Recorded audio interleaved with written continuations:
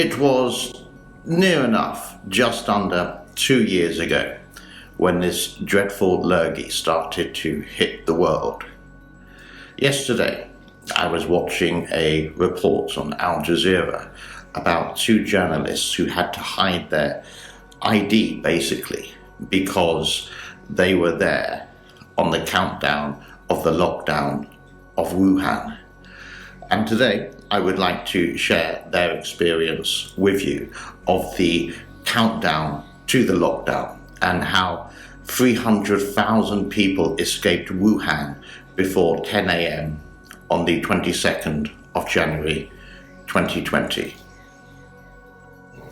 19th of January 2020.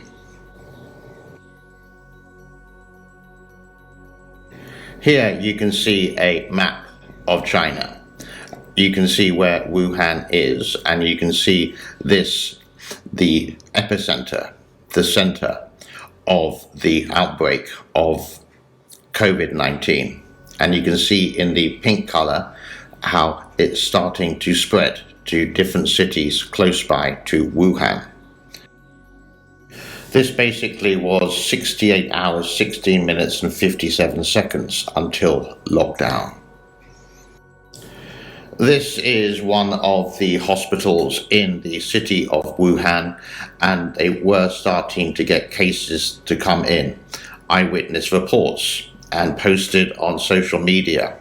Weibo is a little bit like Twitter, that the officials, government, the council was under counting the numbers that were coming in. There was a far lot more.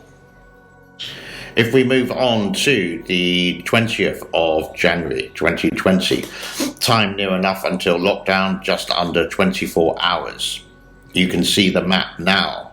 It is spreading not just to Wuhan, but also some cases in Guangdong province in the south of China.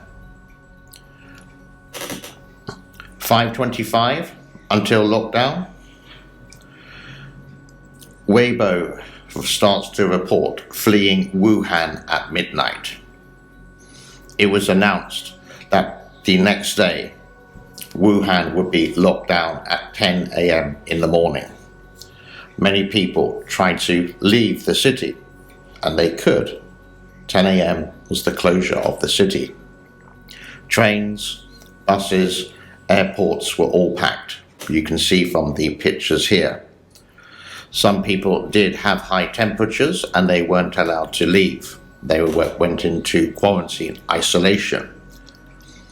On, again, social media, took anti-fever meds with a friend. My temperature went down. This person had COVID, but had to escape Wuhan. 300,000 people. And what percentage of those people from Wuhan had COVID-19? Lockdown, basically, and you can see that the COVID, the coronavirus, has spread to near enough all parts of China, and this was an alert. Lockdown. Everything was locked down, and it would be very rare to see anyone on the street like this unless you were an essential worker picking up supplies, etc. But people didn't want to leave the city. What should have been done is that people should not have been informed. They should have woken up in the morning and the city should have been on lockdown, period. Because those 300,000 people, they went to all different parts of China, even though some other parts, as we've seen in the map before, were affected. But these people were even afraid to get of their own country.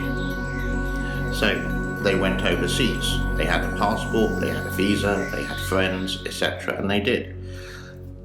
Even I would know one or two people from Shanghai who escaped the country.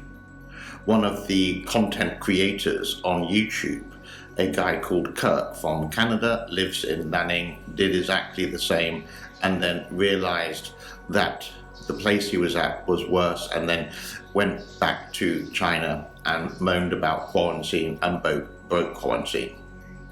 That's regardless of the point. And you may agree or disagree. You may think that the coronavirus or COVID-19 is a bit of a scam, but it's going to be the biggest scam in the world if it is. I do know two people, one in Beijing and one in the United Kingdom.